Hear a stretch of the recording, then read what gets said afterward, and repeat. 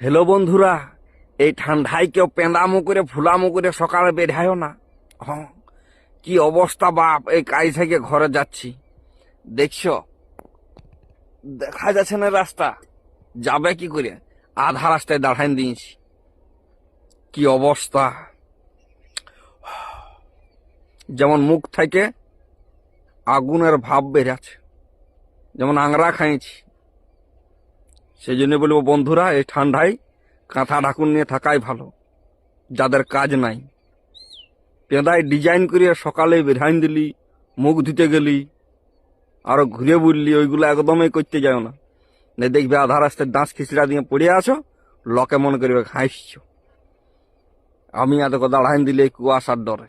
না বাপ, এটা কাটুক, এখন 6:30 বাজে, তাও কুয়াশার রমরমই দেখছো।